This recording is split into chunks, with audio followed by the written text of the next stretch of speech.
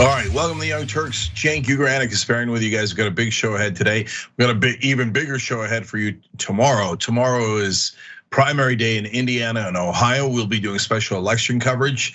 There's a couple of very important races in Ohio. One on the Republican side too, between JD Mandel and JD Mandel. We'll get to that later in the show. And on the Democratic side, you got Morgan Harper versus Tim Ryan. That's an interesting primary, progressive versus establishment. And then of course, Ohio 11, that's Cleveland, Nina Turner, progressive champion versus Shontel Brown, conservative corporate Democrat who has Trump donors, including the owner of the New England Patriots, oil donors, drug manufacturer donors, and every terrible donor you can imagine on her side. After the race is over, we'll talk a lot more about what people in Congress did and didn't do. But for now, the most important thing, guys, is remember to vote. If you're in Cleveland, if you're in Ohio 11, if you're in Ohio, you've got to vote. You've got to get family and friends to vote. If you know anyone, I'm doing a hashtag find somebody in Cleveland. If you know anyone in Cleveland, find them, ask them for a favor, move their couch for them in return. But ask them for a favor, vote for Nina Turner. It will make all the difference in Congress. If Nina Turner wins, the degree to which I'm going to dance over other people is going to be immeasurable, immeasurable. Okay, and I don't want any BS people coming in here and saying they helped when no one helped other than the Young Turks audience. So we're gonna find out how big, how strong TYT Nation is. If we win this race, it's Nina Turner and you guys against the world. Man, if we win this race, we're gonna, and by the way, they're so dumb. This race is so close. We can easily win it.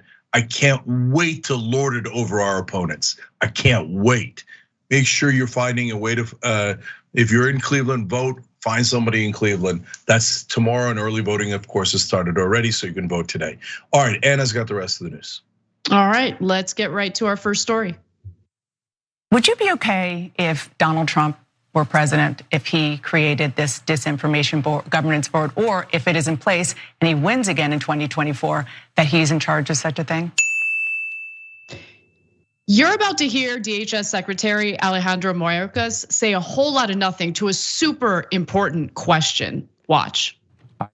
This working group that gathers together best practices, makes sure that our work is coordinated, consistent with those best practices, that we're safeguarding the right of free speech, that we're safeguarding civil liberties, I think is an extraordinarily important endeavor. Notice that Mayorkas did not answer the specific question in regard to how he would feel if Donald Trump were essentially the leader over a government group that would be determining what is and is not disinformation. And this has to do with a story that's getting a lot more attention lately. It has to do with the Department of Homeland Security and its new Disinformation Board. There are a lot of questions about what the purpose of the Disinformation Board is. We've received some answers in regard to counteracting the false information or disinformation that human smugglers are telling migrants, which is persuading them to come to the border. But I would caution against just buying that argument and thinking that this is a good thing, because at the end of the day, we're talking about a government agency that does not have a good track record in regard to our civil liberties, in regard to our privacy rights, essentially determining what is and is not considered disinformation from foreign actors. But I worry that this would also have an impact on American citizens as well. Now, before I get to the details about what this group would allegedly do, Cenk, I know you guys talked about this on the show recently. It was on a day when I wasn't here. And the conversation was mostly just kind of explaining what DHS has said the Disinformation Board is gonna do. But do you have any concerns that this would have a negative impact on our civil liberties, especially if this is a group that's established during the Biden administration, and then later you get someone like Donald Trump getting reelected as president of the United States again? I do now, and what caused concern for me was actually this Mayorkas interview. So in the beginning, it looked like they were going to collect threat assessment on actual potential terrorists, right? People who might do violent acts in the United States. Well, given the huge degree of white supremacist terrorism in this country, I agree with that. And but it would have to be only about criminal matters. And as I said on the show on Friday, I'm not interested in pre-crime. I'm not interested in their political opinions, no matter how extreme they are. I'm interested in, are they going to commit crime or are they not? Are they planning to? Do they have an active plan to commit crime? But now that I've seen Mayorkas's answer, I withdraw any and all support from this total BS and ridiculous contraption. Okay, why? Number one, he says, oh no, we're not going to collect any information. We're just gonna do studies of what other countries have done and blah, blah, blah, blah, blah, blah, blah. Okay, well, okay, there's two possible results of that. Number one, if you're just gonna collect studies of what other people have done, why do you need a whole division for it? Then it's totally useless, and I have no interest in it. Couldn't other divisions do that anyway? Isn't that a normal part of your research process in each division? What a useless thing you've set up. Or you're lying and you're going to collect intelligence, but now you're not telling us and you're covering it up. Okay, well, that makes me wonder what kind of intelligence you are going to gather, so I'm out. Either way. And the problem that I have is the vague answers that he gave to the pretty good questions that Bash was asking during the CNN interview. I was a little concerned from the very beginning once we learned a little bit about this disinformation board, because again, we're talking about officials within the Department of Homeland Security serving as the arbiters of what is and is not considered disinformation. And how could you ever argue that that wouldn't become politicized? Even if you totally trust the Biden administration, which I would urge you not to trust any administration, you should always be skeptical of what they're doing. You should consider what the future holds under the leadership of a Republican president. You should also consider what the Republican Party has turned into during the Trump era and how it's further devolved. And when we talk about freedom of speech, civil liberties, on a surface level, conservatives pretend like they care about those things. But I have no doubt that if you essentially expand the powers for the federal government and allow them to be the arbiters of what is and is not disinformation, that could lead to some pretty serious problems. If you have a right-wing president in charge, it could be politicized and used against, obviously, the left wing. So I want to give you another portion of the interview featuring Mayorkas, and I want you to pay close attention to his wording, because again, I feel that he says a whole lot of nothing here. Let's watch. What will it do? So what it does is it works to ensure that the way in which we address threats, the connectivity between threats and acts of violence are addressed without infringing on free speech, protecting civil rights and civil liberties, the right of privacy. And the board, this working group, internal working group, will draw from best practices and communicate those best practices to the operators, because the board does not have operational authority. Will American citizens be monitored? No. Guarantee that. Well, so what we do, we in the Department of Homeland Security don't monitor American citizens. You don't, but will this board change that? No. The board does not have any operational authority or capability. Bash missed an opportunity there because she took what Mayorkas said about the DHS at face value. That was a huge mistake because, I mean, as recently as this year, the Brennan Center has released reports detailing how the Department of Homeland Security has in fact monitored American citizens. I actually want to direct you to a Brennan report that came out last year. And it talked about how really the surveillance powers for the Department of Homeland Security were expanded under the leadership of the Obama administration, and Biden has actually doubled down on that. Let me give you the details. The Obama administration began to entrench countering violent extremism initiatives. Programs in this mold recruited community leaders, social workers, teachers, and public health providers, purportedly to help identify people who were at risk of becoming violent extremists. Instead, these efforts broadly painted members of American Arab and Muslim communities as terrorists, and everyday political activism and religious practices as signs of violence. While President Biden promised during the election that he would scrap such programs, his administration has instead doubled down on this same basic approach, funding efforts that direct the public to report supposedly suspicious activity or behaviors, including vaguely defined indicators such as having a grievance, being socially isolated, or behaving unusually to the police or to threat assessment teams involving law enforcement. And this is absolutely being done under the Department of Homeland Security toward American citizens, not just foreigners. These programs, which are run out of DHS's new Center for Prevention Programs and Partnerships, CP3 as it's referred to, are essentially a repackaging of the repudiated CVE programs that relied on unscientific criteria to flag potential threats. I have more details about this, but the point that I'm trying to make here is Mayorkas was not, either he doesn't know what goes on within the department that he is the leader of, which I'm not buying, or he's just straight up lying on cable news, which is not a far-fetched idea.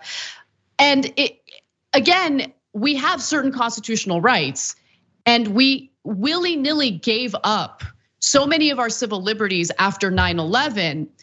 I would just caution anyone who is concerned about disinformation coming from foreign governments or from human smugglers to really consider how oftentimes when these government agencies are formed, whenever these governmental groups are formed, there's always that cover story, right? There's always that, oh no, this is actually a good thing because it's meant to keep you safe. This is actually a good thing, it's meant to keep migrants safe. But it's very easy for power to be abused once you expand the surveillance powers and honestly the determination that the government might have in regard to what is and is not considered disinformation. So, first of all, his answers were all mealy-mouthed BS. Every one of them. Oh, we're not doing anything at all. We're just gathering information that's non-information. This is something that other departments are doing, and blah blah blah. Then why did you set it up? So you're not. It has no operational authority. He said that like 3 times in the interview, maybe 4. Okay, then why'd you set it up? What is it like? What's the point of it if it's totally impotent? Oh, okay, we're just gonna look around at other reports and report the reports. Okay, now problem number 2. He's lying. Department of Homeland Security, as Anna just pointed out to you, has often looked into, investigated Americans. It's largely never been a problem because they largely investigated people on the left and Muslims. So the right wing loved that, Democrats loved that, the mainstream media loved that, never raised an issue, no one, right? The minute you say, hey, maybe we should look into the actual terrorists, right now, the overwhelming majority of which, domestic terrorists in America, are white supremacists. All of a sudden the right wing goes, oh my God, those are our brothers. Our brothers in arms, how could you do this? And then immediately the cowards run away. Then shut the goddamn thing down. Because what's gonna happen is you're gonna do nothing with it, but since they called it the Ministry of Truth and pretended you were collecting information about Americans, or maybe you are and you're hiding it, but either if you're doing that, don't if you're lying about it, or you're not doing any of that, it's useless. But then Trump's gonna come into office and go, oh yeah? The Democrats were collecting information. Now we're gonna collect information on everyone on the left, every black person, every Muslim person, every person that isn't Christian, white, fascist, we're collecting information on, and we're immediately going to use it. It's such a classic weak Democratic move. It's the Democratic Party and its leaders are hopeless. That interview there was a picture of weakness and cowardice. Absolutely. And again, always be a little suspicious, at least a little suspicious about any kind of expansive effort to provide more power to a government agency, especially a government agency, again, that does not have a good track record in regard to its surveillance powers and how it's abused it in surveilling American citizens. So I am concerned about this. And when the right wing fearmongers about it, I think that they do have a point. Of course, they fearmonger about it while the Biden administration is in charge, but that they'll be thinking differently once you have a Republican president in charge. And we don't want that. We don't want to have a politicized group make determinations about what is and is not acceptable speech. All right, let's move on to some Anna, other. Yes. Before we move on to other news, I have breaking news.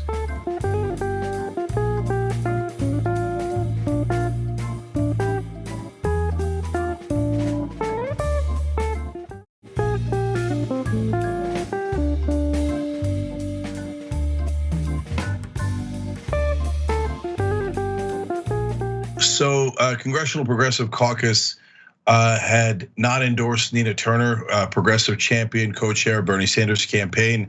And then they put out a statement saying that it was a unanimous vote, that everybody voted for Shontel Brown's endorsement in the Progressive Caucus. It seemed like an absurd, outrageous thing to say. We, of course, demanded transparency and wanted to know the vote. Well, guess what just happened?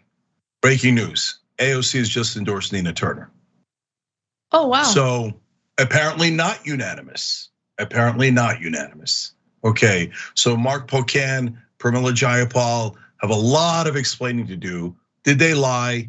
Why did they lie? What was the actual vote? Why are they lying to me is the most important part. But putting that aside, hey, AOC, thank you, okay? Look, I wish all of them had done it, and I wish all of them had done it earlier. But a little bit of unity here at the end as people begin to see, oh, wait a minute, actually Nina Turner might win. And all of a sudden, right? But hey, Alexandria Ocasio-Cortez, the first progressive in Congress to back Nina Turner the day before her election. So far, no one else has. And that is amazing. But that is the breaking news and good news. AOC now on board and endorsing Nina Turner in Ohio 11. Let's go vote. Obviously, I'm happy that AOC has come out to endorse Nina Turner. The primary race in Ohio is tomorrow. So, not to be too critical, but I would have liked to see that endorsement much earlier. And I would have liked to see more endorsements from, certainly the more left-wing members of the Progressive Caucus. We know that there are all sorts of moderates within that caucus who are not at all progressives. But when you think about the Ilhan Omars, the Rashida Tlaibs, people who have really taken the mantle of progressivism in terms of the way they've branded themselves, what are they waiting for? Why didn't they come out and endorse her either today or honestly, I would have preferred much earlier. But I'm glad that this has happened because at least it's made it clear that the leadership in the Progressive Caucus is not being honest with the American people. I want to know why as well. So we'll see how it all plays out. But yeah, man, can I just say, running for Congress on its own without all the drama is an incredibly difficult thing to do. I mean, seeing what you had to go through, Cenk, was pretty disheartening, discouraging, demoralizing. But to see your friends either abandon you or not have your back is so incredibly painful. And I hate that Nina Turner, someone who doesn't deserve it at all, has gone through this, has gone through it so publicly. Obviously, she has our support. We've defended her. We've done all sorts of coverage about what her platform is really about, something that you won't see on other platforms, on other news organizations. It's just, it's really heartbreaking because she really is a fighter, but that's how fighters get treated in the system. They get abandoned, they get smeared because they actually want to fight for real change. Yeah, this is not self-aggrandizing. At this point, it is an absolute fact. The only people who don't abandon progressives, especially fighters and leaders of progressives, is TYT Nation, Young Turks audience.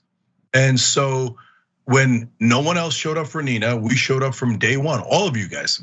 Look, us without you is nothing. Either you give the $5, $10, $27, or you don't. By the way, in this race, we're maxed out. You don't have to give any more money. So the race is tomorrow. We bought as many ads as we could possibly buy. And by the way, we reached everybody in Cleveland 3 times over. So all those establishment people so comfortable thinking they've got it locked up. I can't wait till tomorrow. I don't know what's gonna happen. They might have just overwhelmed us with the money that they spent on television. I don't know, okay? But I do know we gave it everything we had, and I do know that they were not expecting us. And if Nina wins, TYT is going to send its regards.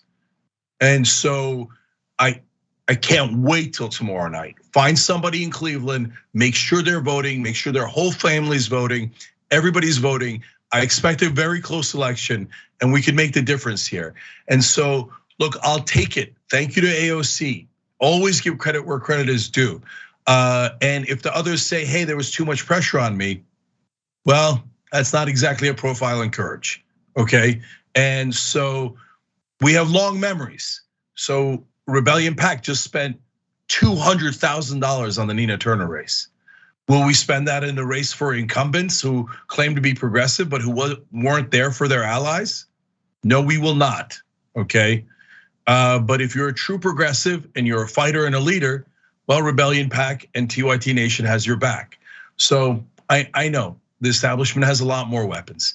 I'll take the Young Turks audience over all of them combined, and tomorrow we might find out. All right, we're gonna take a brief break. When we come back, man, the fallout from Governor Greg Abbott's decision to do extra checks of commercial vehicles crossing the border is terrible. Looks like his state might be losing business for the long haul. We've got those details and more coming right up.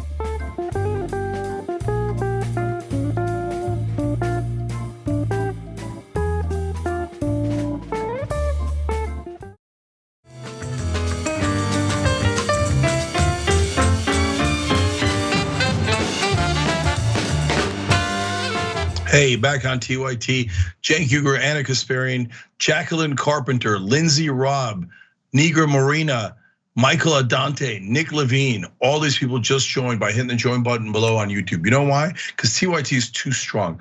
Guys, tomorrow, if Nina Turner wins in Cleveland, that means we're stronger than the entire establishment combined. Because they all came out and they ran into us.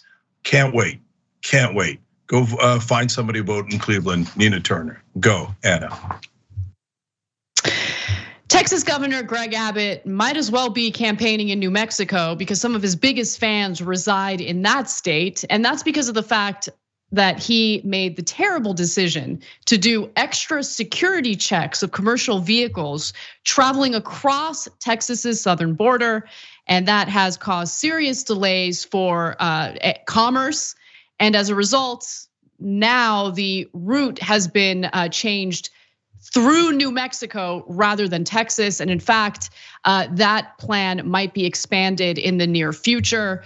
So again, this has to do with Abbott's decision to do needless extra security checks. And it was all part of his political ploy, his political strategy to garner more support for his gubernatorial race. And it's not playing out so well. In fact, the state already lost $4.2 billion as a result.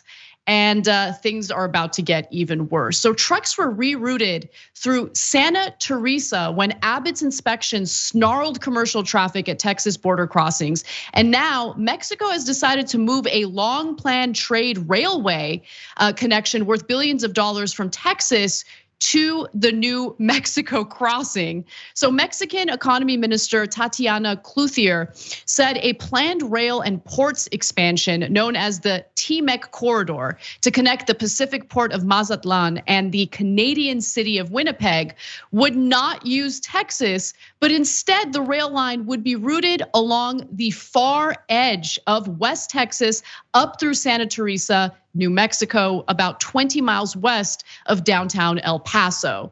And listen, the minister for the economy in Mexico explains exactly why they're making this decision. We are now not going to use Texas. We can't leave all the eggs in one basket and be hostages to someone who wants to use trade as a political tool. And as we've reported before, this ploy by Abbott was so disastrous that he had to end it. He put a stop to it after just 10 days. The slow pace of inspections and protests led by truckers upset at the delays led to routine backups of 5 to 12 hours at commercial border crossings. Some truckers interviewed by the Dallas Morning News said they had to wait 3 days just to cross. And if you're transporting, perishable items, you're not gonna make it. Everything's gonna rot in the back of the truck as you're trying to cross the border and get to where you're supposed to go. And so earlier reports indicated, as I mentioned, that Texas lost about $4.2 billion. That's the economic damage that was caused by just 10 days of this terrible policy. Abbott said he will be transferring another $500 million from other Texas agencies to finance his broader state border initiative, Operation Lone Star, which, by the way, is already costing Texans more than $2 billion a year. And look, the reason why this strategy by Abbott was completely unnecessary is because the federal government does the checking, like they do the security measures to ensure that people aren't smuggling humans or smuggling drugs into the country. In fact, it's actually pretty impressive how much the Biden administration has stepped up to the plate in regard to catching smugglers of all sorts of terrible drugs like fentanyl and meth. We'll get to that later in the show. But Cenk, what are your thoughts? You're muted, Cenk.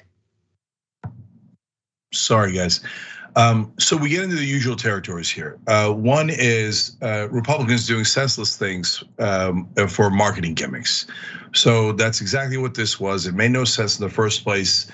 And it cost the people of Texas a ton of money, and now long-term might cost them a devastating amount, right? And Republican governors and politicians do this all the time. The problem is the second component, which is the Democrats. The way you stop nonsense like this and bleeding out the taxpayers for your political gimmicks is the other side kicks your ass. So Beto O'Rourke is running against Greg Abbott in Texas. So I'm sure Beto O'Rourke is on this, and I'm sure he's lightly criticizing him, right? But Beto, I can't hear you. I don't know if you understand how politics and media works this day and age. You have to go for the jugular so we can hear you. You have to say things like, Greg Abbott is a piece of crap that costs every taxpayer in Texas, and name a number, whatever the correct number is, $170, $2,000. I don't know what the number is, but find out the number, be real, be factual, and then say, I can't believe he stole that from you, so that he could try to run for president. Okay, it's cowardly, it's terrible, it's despicable, it's evil. Okay, and just lay into him, so that people can hear, so that they can hear. But my guess is that Beto will whisper, as he's been taught on NPR. It's not a right thing to do. It's a little bit problematic. Okay, are you going to kick his ass, or are you just going to sit there? So there's no way Abbott should be reelected. He's cost not just the money of taxpayer citizens, he's cost the lives of Texas citizens, I should say. And so the way that he had people freeze to death so his donors could make more money, it's disgusting. Are Democrats ever going to take action and actually fight Republicans? The answer is likely no. So Abbott will probably get away with this too. Yeah, I mean, look, to your point, the only reason why we even found out about this is because the White House put out just like a gentle press release asking Abbott to stop because it's actually causing more supply chain issues. And at a time when Americans are dealing with inflation, this ain't helping. But it was just that, it was just a press release. And what's also incredible, Cenk, is when you look at the smuggling of fentanyl, for instance, I had no idea that the Biden administration was able to seize 11 times more fentanyl at the border compared to Donald Trump in 2020. How are you not bragging about that? Yeah, no, look, I hate to beat a dead horse or a dead donkey in this case. But Biden, Democrats, even on rare things you're good at, we can't hear you. How dumb are you? Politics is about marketing. If people don't know you did something, then they're not going to vote for you. Hey, inflation is out of control. You know why? Because the economy is booming and unemployment is at a record low. Did you ever hear that? No, because the idiot Biden never said it. He whispered it. Everybody on his team whispered it. They're so stupid, okay? So now on this, you seize 11 times the fentanyl of Trump. If I was in charge, you know what I'd do? I'd call a press conference and I would show like Katie Porter does with like jelly beans and M&Ms or whatever. And I'd have like 11 times more than Trump busted. And I'd go, I don't understand why Donald Trump was such a loser. Why did he let all these drugs into the country? The minute we got in charge, we caught all the drugs. It turns out Trump was letting all the drugs in. And then everybody's discussing why Trump was so bad at catching drugs. Instead, JD Vance, as we'll show you later in the show, is blaming it all on Biden. Because Biden whispered it. Losers, total losers. Well, speaking of total losers, let's now move on to the so-called free speech warriors, people like Donald Trump, who of course have no respect for our First Amendment rights and would rather shoot demonstrators who he disagrees with.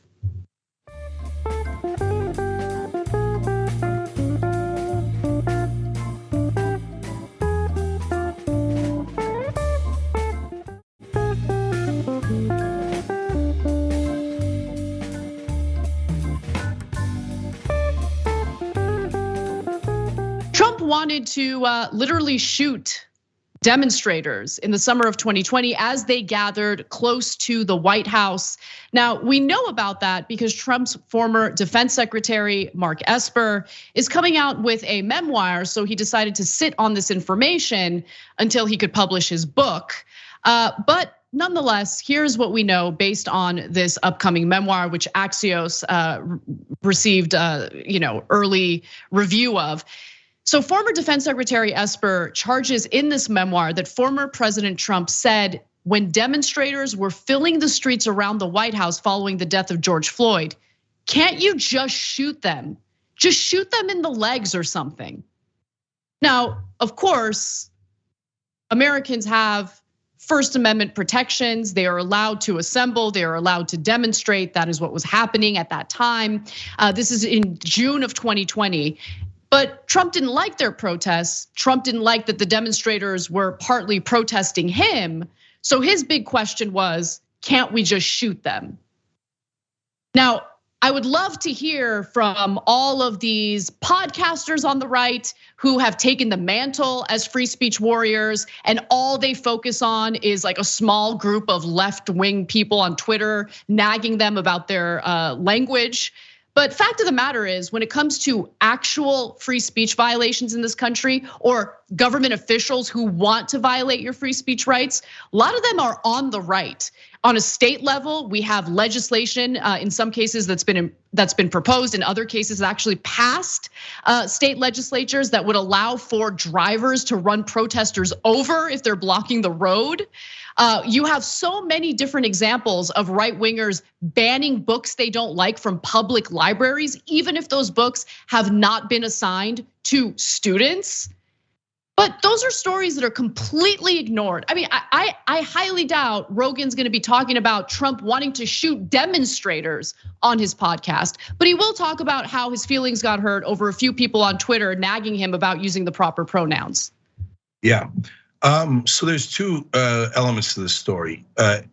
First, the heart of the story, holy cow, a president of the United States suggested that we murder protesters. We just killed them.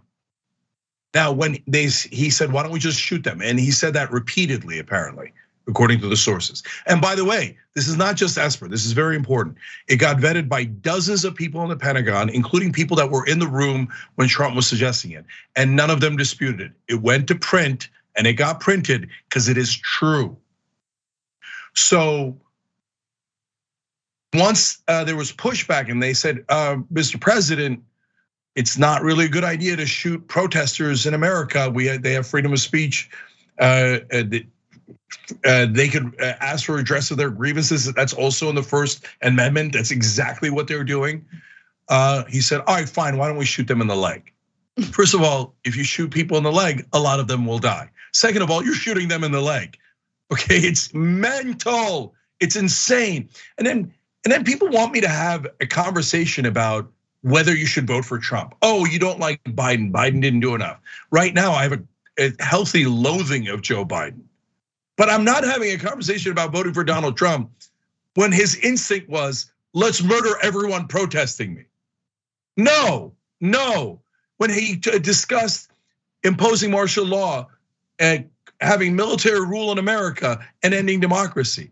No, this is not he said, she said. This is not 50-50, it's not even 90-10.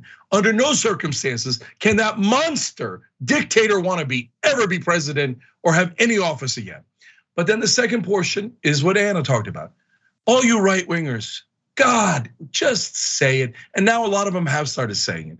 There's this thing called a new right, and they're just saying it. Yeah, we want a dictator, we want a king. Because it's the hypocrisy is too much, even for them. They know they don't want freedom of speech. They know they don't want freedom. The minute anybody protests them, they're like, well, maybe we should murder them. You don't believe in freedom of speech. So it doesn't, name them all, it doesn't matter. Crowder, Tim Pool, Joe Rogan, you name them, okay? It doesn't matter. They're all cowards. They're all hypocrites. They will never call out their beloved Donald Trump because their fans will get mad at him. Oh, no, you cannot criticize the beloved orange dictator. Okay, then you're not for freedom of speech. You're not. So just shut up already, okay? Now, I don't mean shut up in the government sense. You can blabber all you want, but you're full of crap. And now you know it too. You never believed in freedom of speech. No one who believes in freedom of speech would ever support Donald Trump on this story alone. And to your point, Cenk, I wanna get to just how many 4-star generals knew about this and might have had a problem with what Trump was demanding they do, but didn't say anything about it publicly, specifically Trump wanting to shoot demonstrators.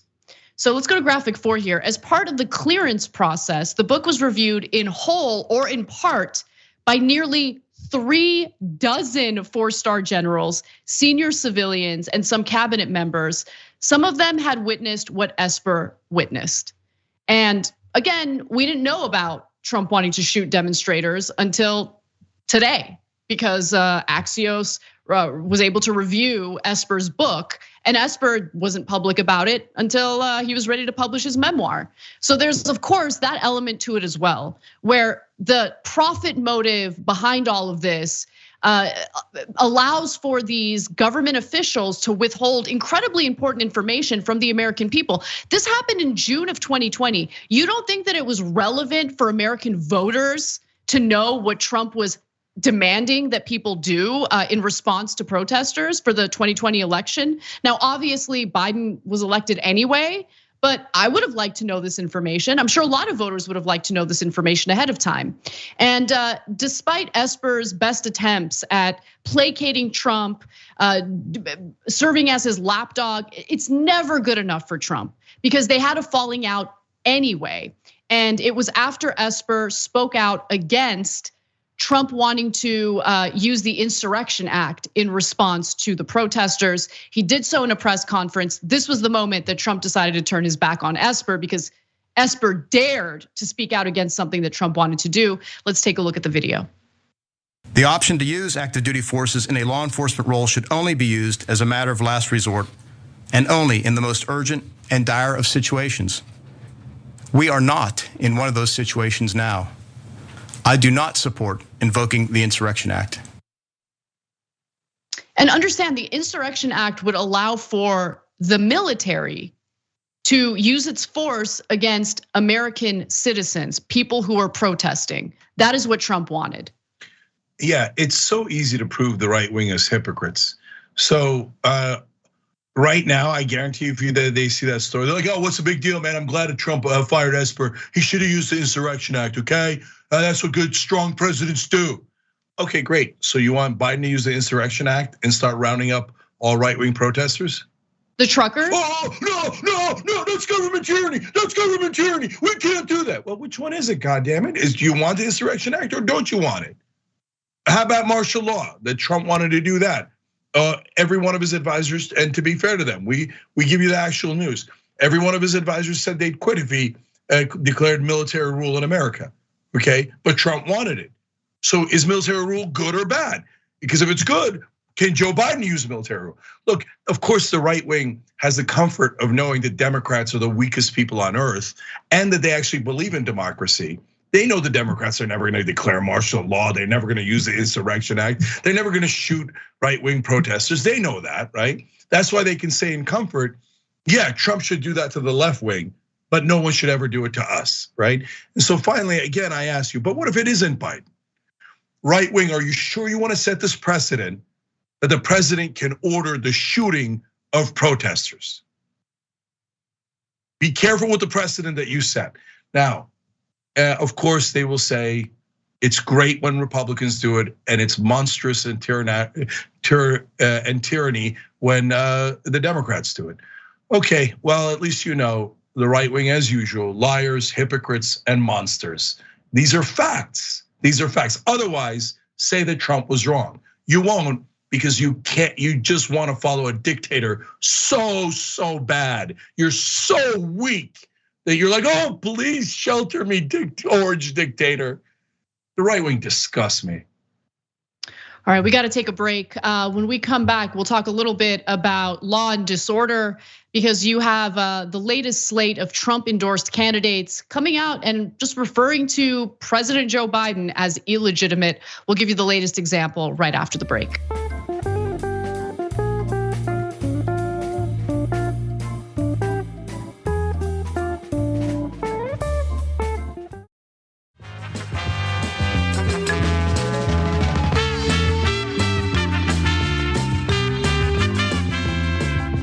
All right, back on TYT, Cenk and Anna with you guys. Anna's got more news.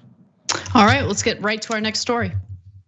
I am a big supporter of President Trump. Obviously, I loved him as a president. His policies worked. America First is the only way out of the mess we're in.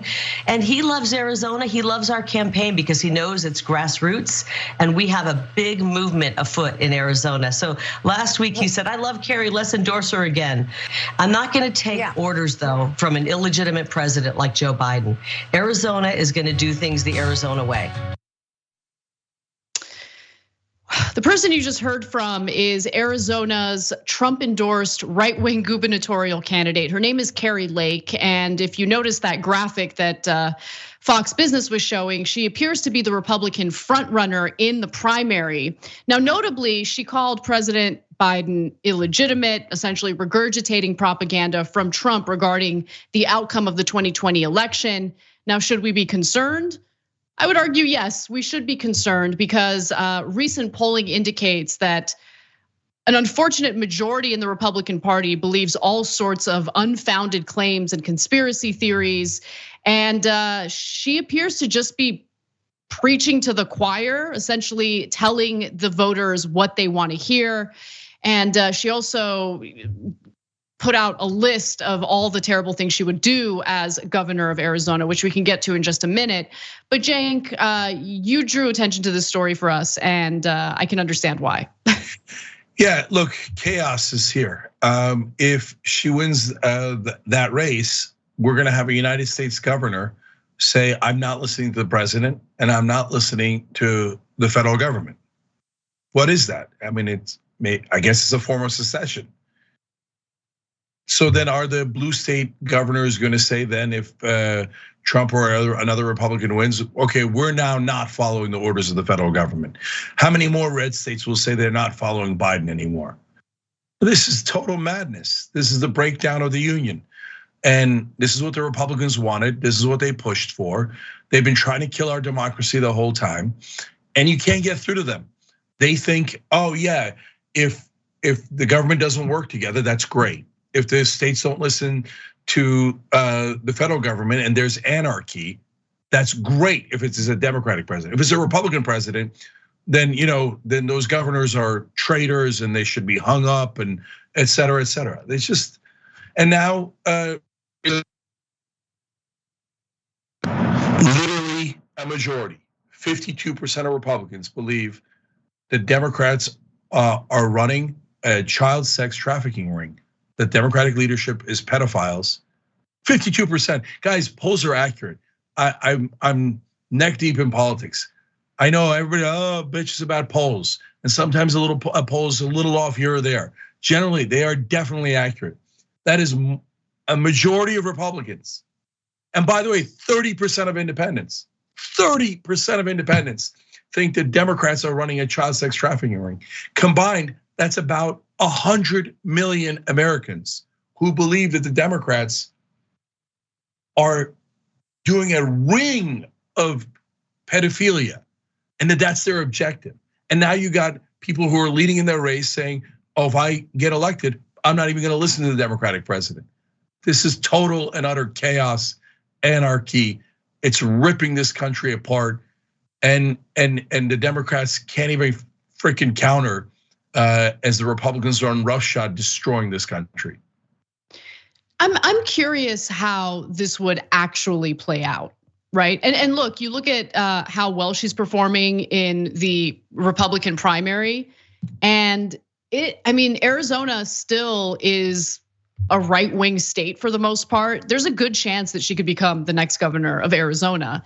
And I'm just curious how it would really play out, right? Because it's one thing to use that kind of rhetoric. It's another thing to actually be elected into office and then try to carry out what she's suggesting here, which is completely ignoring laws that are, or directives, executive orders by the federal government. To play devil's advocate though, I'm curious what you think about this, Cenk. When Trump got elected, of course, he started implementing all sorts of anti-immigration policies. Almost immediately, you have the Department of Homeland Security and Border Patrol agents, ICE, rounding up people in communities that are known to have a disproportionate amount of migrants living in them. I remember that happened in like Van Nuys, California in the beginning of the Trump administration. And states like California started to implement the sanctuary state laws to protect the migrants against the federal government.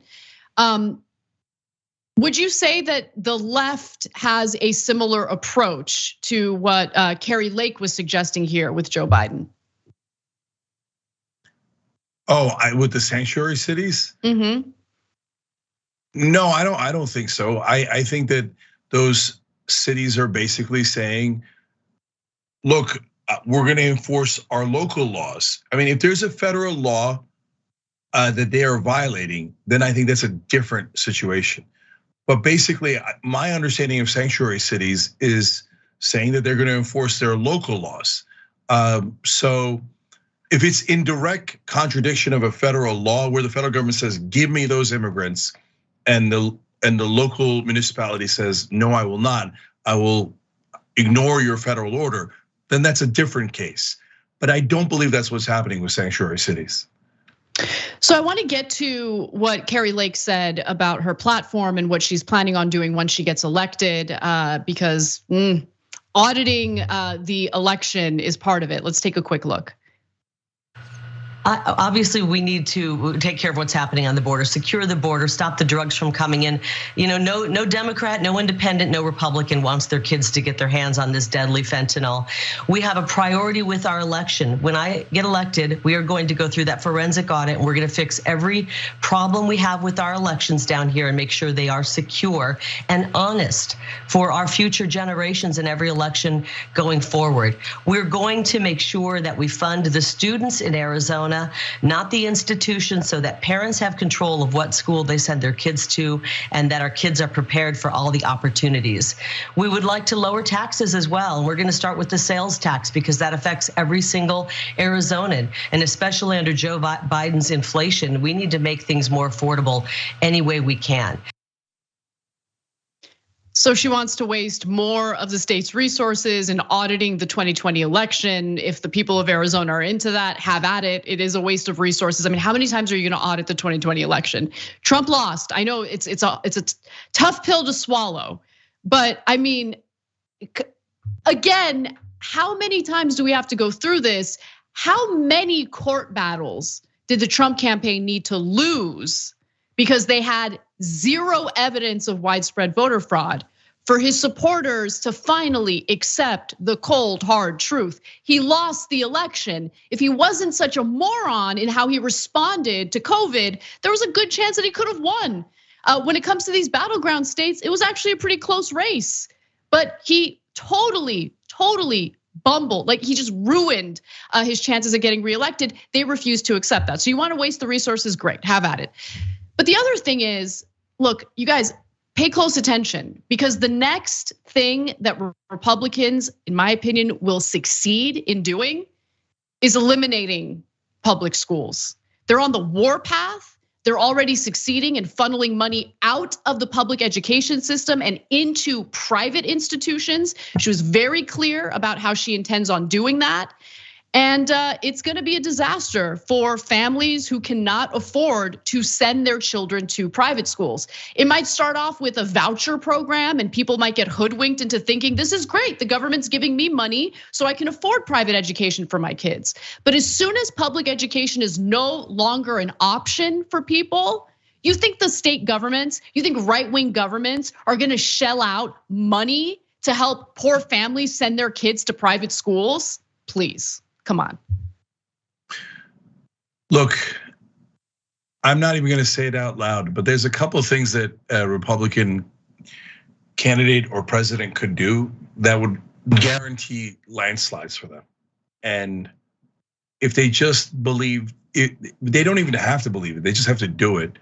A tiny bit of economic populism, they would rout the Democrats, because the Democrats are so corporate, so elitist, such liars, so weak, and then they would get their way. They would get their dictatorship. They would get all these things, but there's no talking to right wingers, Anna. So in Arizona, they did an audit led by a ludicrous right wing group, and even they came back and they're like, "Oh crap!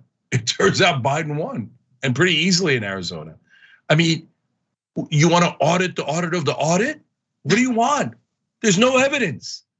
But no, they're maniacs. They've been brainwashed by right-wing media into being mindless zombies who are like, "Oh, Trump won, I like dictators, Trump won." What are you gonna, how am I gonna talk to the guy? The guy doesn't even understand facts or logic.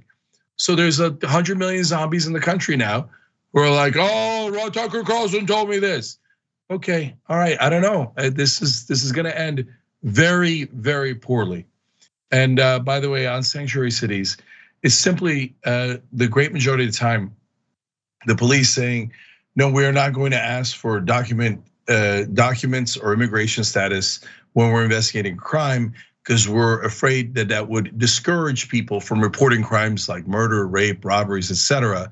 And that's what a sanctuary city means. It sounds super like scary to the right wingers. Oh my God, they're hiding the immigrants, etc. No, they're actually largely trying to solve crime. Right, it's the refusal of local law enforcement to cooperate with the federal government's requests pertaining to undocumented immigrants. So, which, look, I haven't been critical of that because I think that they should be able to do that, especially when they have a good reason in regard to making the environment safer for people to feel free to come and report actual crimes that they're facing. But I just feel like all the nonsense that we heard from Biden, we were right from the very beginning. Oh, we're gonna unify the country. We're gonna unify the country. There's no unifying with this. Okay, platitudes, concessions to people on the far right is not going to unify the country. There's no way to placate them. There's no way that they ever want to work together. The only thing you can do is focus on what unites voters.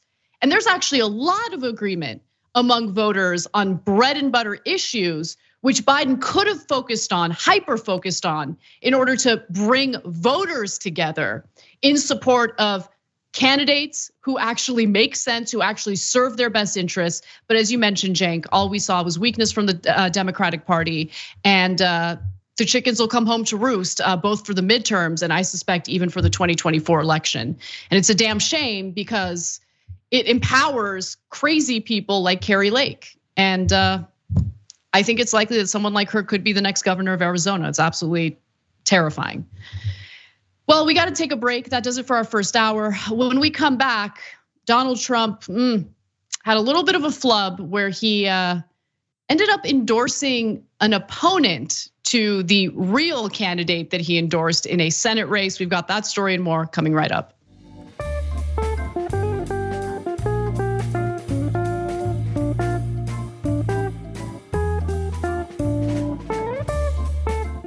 Thanks for listening to the full episode of The Young Turks. Support our work, listen ad-free, access members-only bonus content, and more by subscribing to Apple Podcasts at apple.co/TYT.